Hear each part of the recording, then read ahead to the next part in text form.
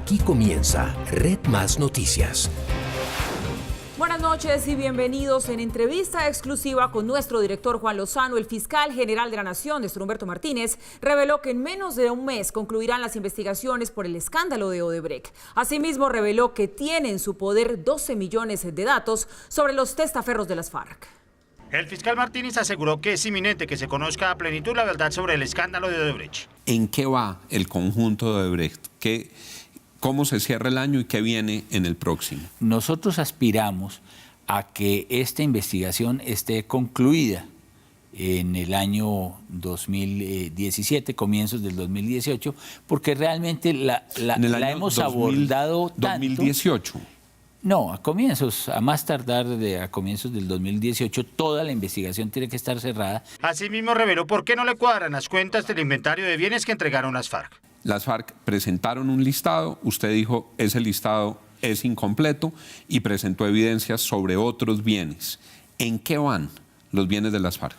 Bueno, nosotros tenemos una investigación muy completa, tomada, esto es algo que va a sorprender a sus televidentes, 12 millones de archivos electrónicos. 12 millones de archivos electrónicos que durante el conflicto le fueron capturados a la guerrilla de las FARC y ahí estaba toda la información. Es decir, computadores de gente de las FARC. Computadores, USBs, laptops, celulares. Y ahí estaban listados de sus bienes. Toda la información de sus testaferros, de los bienes inmuebles. ¿Y eso nunca rurales, se había investigado? Nunca se había abierto. ¿Estaban esos datos ahí? Estaban en la fiscalía y lo que hicimos fue con 300 hombres durante 6 meses, 300 personas, 100 que facilitó la policía judicial de la policía, del ejército y 100 de la fiscalía, del CTI. Leímos todos esos archivos y tenemos una relación pormenorizada de todos los activos, donde francamente, si acaso 1 o 2 coinciden con el inventario que se entregaron. Martínez se refirió a la decisión de procesar en la justicia ordinaria a los integrantes de las FARC responsables de violaciones. El tema muy conflictivo de los abusos sexuales, de los abusos contra los niños y las niñas, de los abusos contra las mujeres, de los abortos, y se estableció que no irían a la JEP sino a la jurisdicción ordinaria esos delitos. ¿Usted cómo evalúa esa decisión? La Fiscalía entonces va a cumplir su labor porque nosotros ya teníamos unos informes que estábamos preparando, lo tenemos muy bien documentado y vamos a presentar los informes correspondientes. Eso quiere decir que cualquiera de los que no fueron amnistiados, es decir, quienes tenían mando sobre la tropa, que tengan un expediente de violencia sexual contra menores, ¿se va derechito para la jurisdicción ordinaria? Pues es que lo que se establece es que no puede haber régimen especial de jurisdicción y eso implicaría el conocimiento de la jurisdicción ordinaria. Y en ese caso, si se establece la autoría, habría que judicializar por la vía de la Fiscalía General de la Nación. Se refirió también al asesinato de líderes sociales en todo el país. Dice el ministro de Defensa que son líos de faldas. Lo grueso que tenemos que identificar ahorita y que tenemos que proscribir es que no haya reductos de organizaciones de autodefensas que estén actuando en los territorios. ¿Y hay acción sistemática de esos grupos en esos territorios contra los líderes sociales? Bueno, apenas quede establecido judicialmente que eso existe, habría sistematicidad en esos casos, claro. El fiscal habló de la importancia del acuerdo de cooperación judicial con Estados Unidos. Si cogen una cuenta en Estados Unidos con plata que era de los colombianos, nos traemos la platica para acá. Nos traemos plata para Colombia y claro, una plata se queda también en Estados Unidos, pero por primera vez puede haber cooperación en esos frentes. Y eso no avanzaba porque ese convenio no se había podido suscribir con Estados Unidos.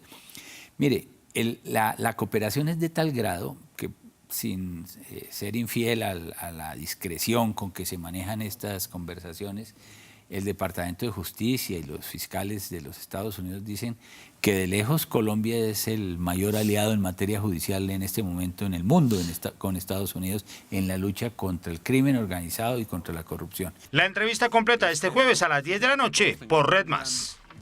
Mauricio, buenas noches. Hola Paula, ¿qué tal? Mire, muchas cosas realmente hay que decir importantes son las que revela el fiscal general Néstor Humberto Martínez en este encuentro con nuestro director Juan Lozano.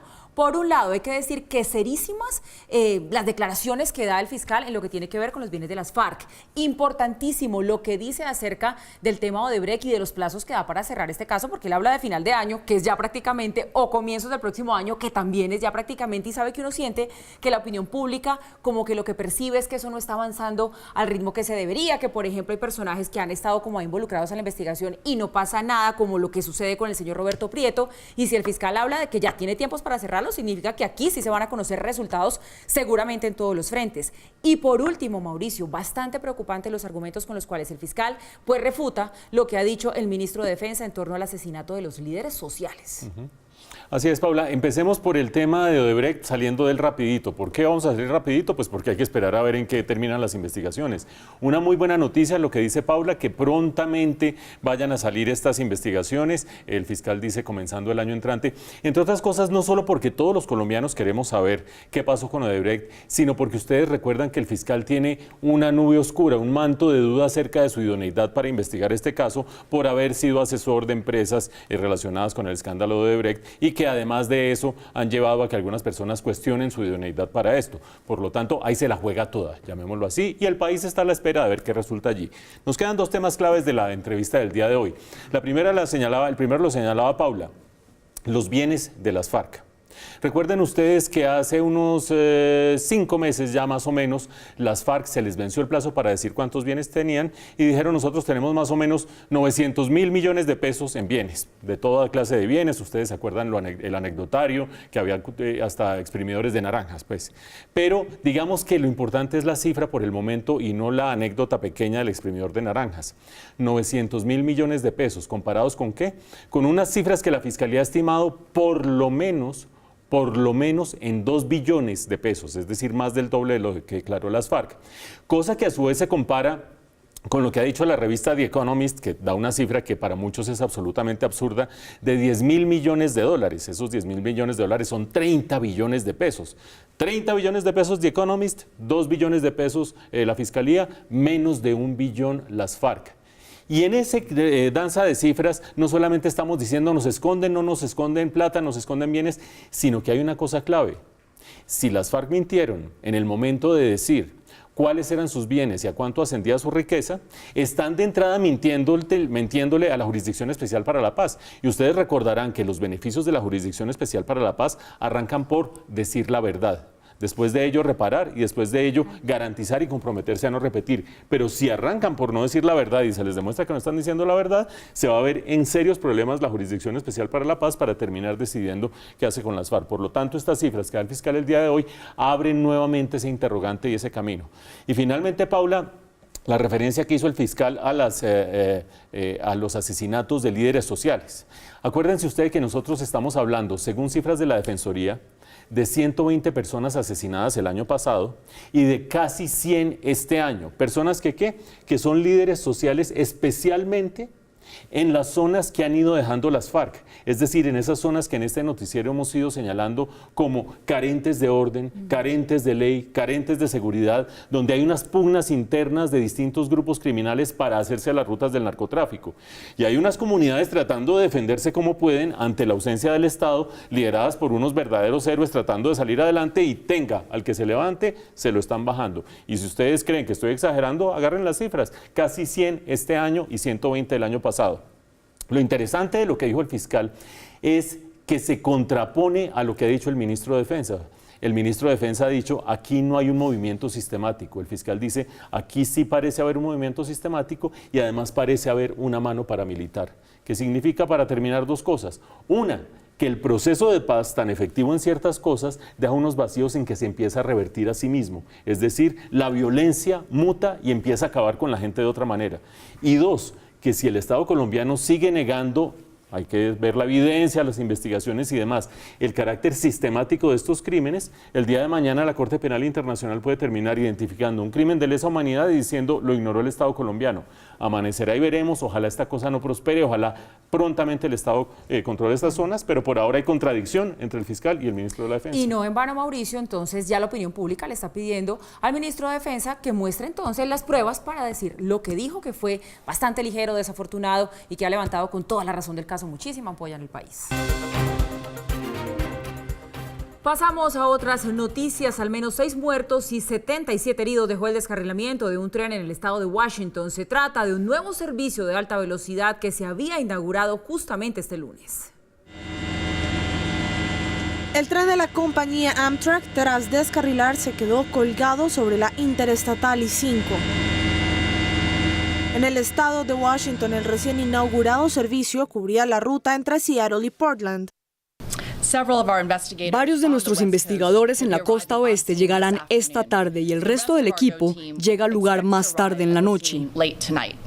La vía fue cerrada en ambas direcciones en medio del operativo de emergencia entre ambulancias y bomberos que se dirigían a la zona para atender a los heridos. En el tren viajaban 78 pasajeros cuando se descarriló. El 501 de Amtrak salió antes de las 8 de la mañana de Tacoma como parte de un nuevo servicio de alta velocidad que debía circular a 140 kilómetros por hora. Tras el accidente, Donald Trump lamentó lo sucedido. Déjenme empezar expresando mis más profundas condolencias y nuestras más sinceras oraciones con las víctimas del descarrilamiento en el estado de Washington. Estamos monitoreando muy de cerca la situación y coordinando con autoridades locales. Esta es una razón más de por qué debemos empezar a arreglar de inmediato la infraestructura de los Estados Unidos. Según las primeras investigaciones, este tren con capacidad para transportar 250 pasajeros pudo haberse estrellado con algún objeto antes de salirse de las vías recién construidas, por lo que ahora descartan que la causa del accidente hubiese sido un problema de mantenimiento.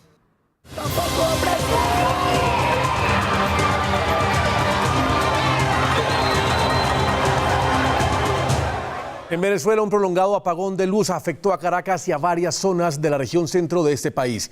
El hecho ocasionó el colapso de manera inmediata de los servicios de transporte, de telefonía y de Internet. El apagón tomó por sorpresa a buena parte de la capital venezolana, normalmente ajena a las frecuentes fallas y cortes de luz que suelen afectar al interior del país. La interrupción del servicio se extendió durante al menos 4 horas en varias regiones de los estados Miranda y Vargas, en el centro norte de Venezuela.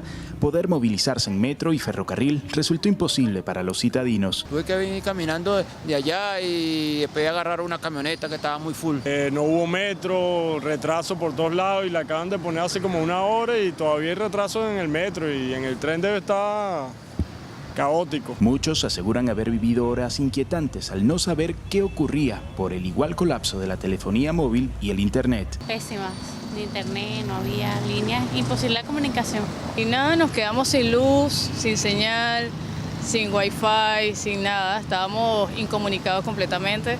También quedó bajo la oscuridad el Aeropuerto Internacional Simón Bolívar, que sirve a la capital venezolana. Al cabo de varias horas, las autoridades reportaron que el incidente pudo ser ocasionado por una sobrecarga eléctrica. Eso sucede muy a menudo, pero no a este nivel. Es decir, fue un nivel de agarró parte del sistema. Algunos venezolanos, ya sometidos a difíciles condiciones de vida, opinan que las fallas son consecuencia del constante deterioro de los servicios públicos. Este gobierno, sinceramente, no sirve porque no tiene mantenimiento.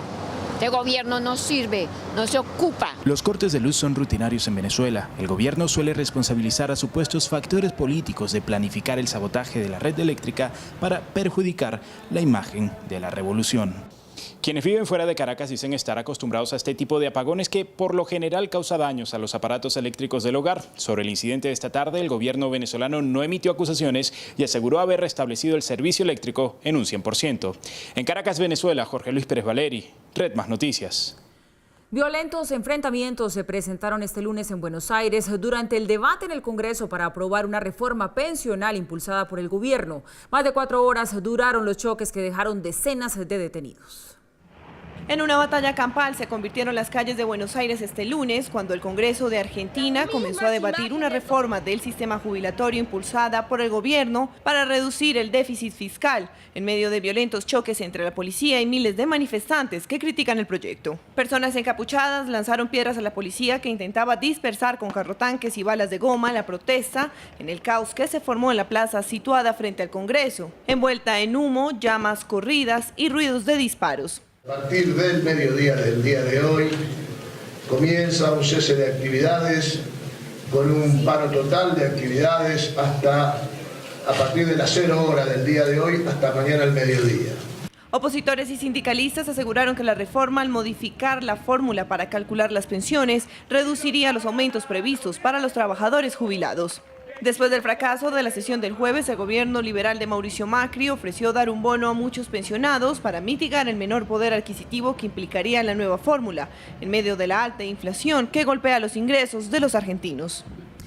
Reforma esta impopular claramente, Mauricio, porque se toca un tema muy sensible como es el del sistema pensional. Pero ¿por qué hay un rechazo de una manera tan agresiva como la que estamos viendo a esta reforma que propone el gobierno de Macri y también qué tanto lo necesita la economía argentina, que recordemos viene buscando recuperarse después de tanto tiempo del kirchnerismo que dejó la economía no muy bien parada? Paula, el kirchnerismo con muchos otros, no muchos, pero sí algunos gobiernos de izquierda en la región, aprovecharon la época de las vacas gordas, de las grandes abundancias del precio de la soya, del precio del cobre, en nuestro caso, aunque no es el caso político, pero sí económico, del precio del petróleo, para tener una inmensa cantidad de plata y en el caso de los regímenes de izquierda y de centro izquierda, para gastar y gastar y gastar el gobierno venezolano, sin ir más lejos. La población se acostumbró a tener una inmensa cantidad de beneficios. Se caen los precios de los productos básicos hace 2 años larguitos y empiezan los gobiernos de toda la región a tener que hacer apretones. Nosotros hacemos reforma tributaria, lo mismo en Chile, lo mismo en México, lo mismo le pasa a Argentina. Entra un nuevo gobierno y tiene que ajustarse el cinturón. Por supuesto, a nadie le gusta que le cambien el régimen pensional y que le quiten los beneficios, pero lo que está sucediendo en este momento en Buenos Aires no es solamente una protesta por el tema pensional, es el intento de los seguidores kirchneristas de tratar de revertir una realidad política que es distinta. Por elecciones democráticas ganó Mauricio Macri y 2 años después ganó o perdió una buena parte de su poder, el que tenía el kirchnerismo.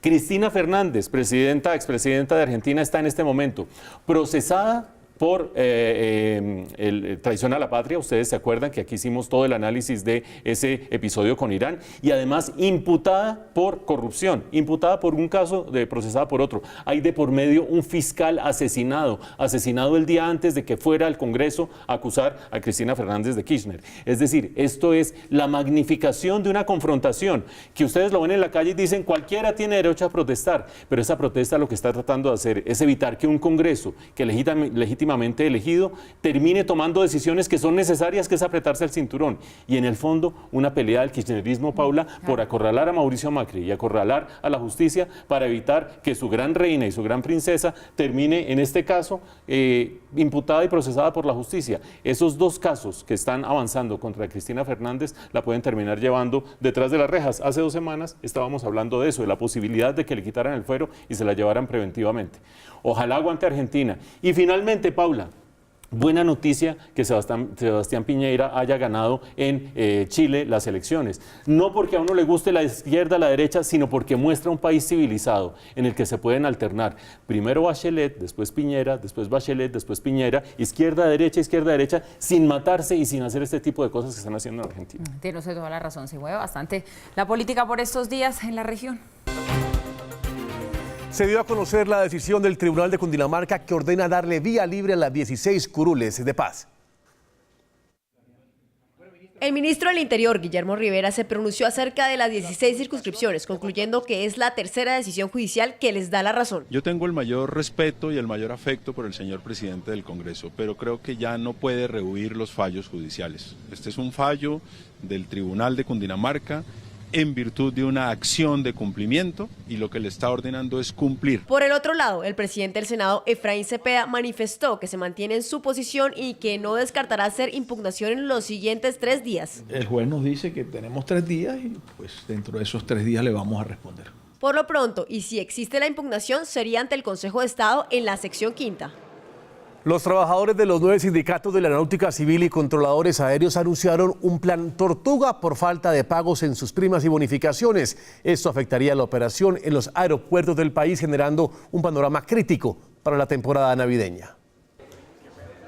De acuerdo con la presidenta del Sindicato de Controladores, Diana Pulido, los pagos se realizarían fuera de las fechas establecidas por la ley, más exactamente en el mes de enero. La molestia también se genera porque en los últimos meses han trabajado jornadas extras por falta de personal. Hicimos todas las gestiones que estaban a nuestro alcance para poder hacer el reconocimiento antes del 31 de diciembre, pero que desafortunadamente pues nos hace necesario comunicar que el reconocimiento se hará a todos los funcionarios el 5 de enero. El pago se hará en esta fecha debido a que la restricción fiscal no lo permite antes, ya que el presupuesto de la entidad es de 285.000 millones de pesos, pero solo les autorizaron usar 270.000 millones. La ministra de Trabajo, Griselda Restrepo, busca reunirse con las partes para encontrar una pronta solución y así evitar demoras en la operación aérea justo cuando se inicia la temporada alta de las festividades de Navidad y Año Nuevo. Ecopetrol anunció que encontró crudo en un pozo ubicado en Santander. Se trata del cuarto hallazgo este año en el país, lo que abre las posibilidades de aumentar las reservas. El nuevo hallazgo de Ecopetrol, denominado Coyote 1, está ubicado cerca al municipio de San Vicente de Chucurí y es más líquido liviano que los petróleos pesados que tiene Colombia. Según la petrolera, se trata del segundo hallazgo en el departamento de Santander y el cuarto a nivel nacional este año. Los otros son Boranda 1, Porple Ángel 1 y Gorgón. A través de un comunicado, el presidente de Ecopetrol, Felipe Bayón, dijo que se demuestra que la compañía va por buen camino en el objetivo de aumentar sus reservas. Hemos encontrado alrededor de 27 metros de arenas petrolíferas y con un crudo que varía entre 25 y 30 grados API. Eso es un crudo mediano, no es tan pesado como la mayoría de los crudos en Colombia. La compañía destacó que este hallazgo permitirá asegurar sinergias y ventajas competitivas en la zona, gracias a la capacidad instalada y de operación de varios campos y la cercanía con la refinería de Barranca Bermeja. Esa infraestructura está a 26 kilómetros de distancia. El alcalde de Bogotá, Enrique Peñalosa, aseguró que pese a la petición de la Procuraduría de suspender la licitación de semáforos, el proceso continuará. Mañana se realizará la adjudicación. La Procuraduría investiga por qué el distrito abrió la licitación el 10 de junio si no se contaba con los resultados finales de una consultoría. Yo respeto las decisiones y sugerencias de la Procuraduría. Nosotros estamos convencidos que hemos hecho un proceso transparente, abierto. Se investiga las posibles irregularidades ocurridas en el convenio entre la Secretaría de Movilidad, la ETB y la Universidad Distrital, que separó el tema de los semáforos del de las comunicaciones telefónicas. Nosotros estamos convencidos que estamos haciendo lo correcto, que es una licitación transparente, bienvenidas todas las investigaciones, todas las revisiones. Estamos convencidos que como está la licitación, precisamente no se le da ventaja a ninguno de los proponentes. El secretario de Movilidad, Juan Pablo Bocarejo, deberá responder por supuestas irregularidades en el suministro de semáforos inteligentes por 215.000 millones de pesos. 6 consorcios buscan el contrato de 235.000 millones de pesos. La empresa de aguas de Bogotá, operador público que maneja el 51% de la recolección en la ciudad, no participaría en la licitación de aseo. 18 consorcios de 8 países del mundo se pelearán el jugoso negocio por 5 billones de pesos. Así lo confirmó la directora de la OAS, Beatriz Elena Cárdenas, quien agregó que tras la suspensión de la licitación por 3 días no se hizo ningún cambio a los pliegos como lo había solicitado la personería. El 29 de diciembre se adjudicará la licitación y los nuevos operadores entrarán a operar el 12 de febrero del año 2018.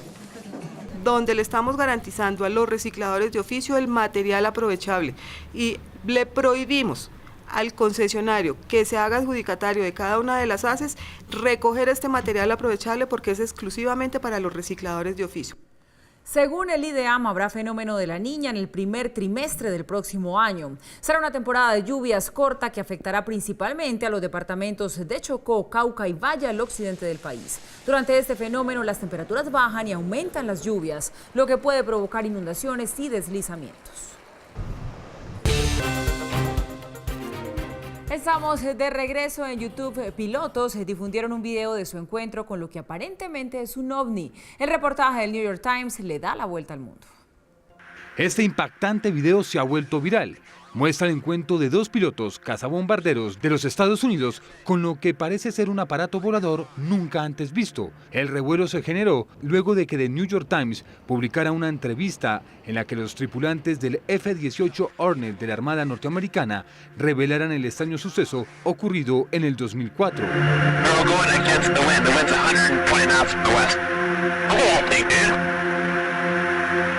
Los oficiales David Fravor y Jim Slade, quienes estaban en una misión de entrenamiento sobre el Océano Pacífico, a unos 160 kilómetros de la costa, detectaron un objeto ovalado que parecía estar saltando en el aire y que aparentemente empezó a ir en dirección a ellos. Según las descripciones dadas en la entrevista, su color era de un blanco opaco y dejaba una estela de agua a su paso. Cuando reportaron los hechos al portaaviones, ninguno de sus compañeros creyó en lo sucedido. Sin embargo, las imágenes lo comprueban.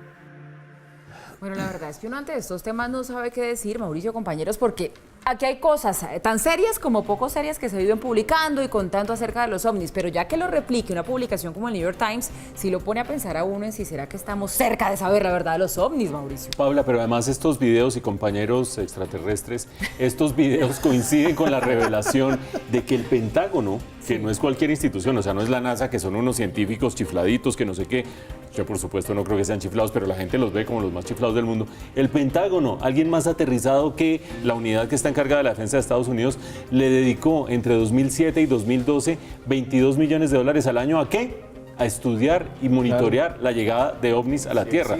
Es decir, vaya uno a saber pues por cuenta de quién y cómo y demás hasta que no le muestren a uno la prueba reina.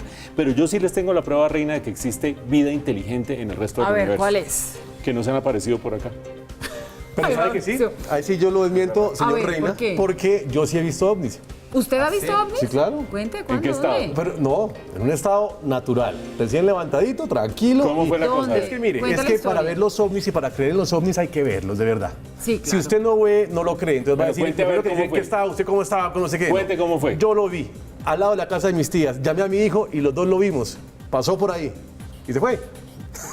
Porque se había quedado. Existen, yo digo. A Camilo lo veo muy seguro diciendo, claro que existen. Claro que existen. ¿Por qué lo dice con Un tanta profesor firmeza? me hablaba, me decía, nosotros, una hoja blanca, somos un punto, el resto es toda la galaxia.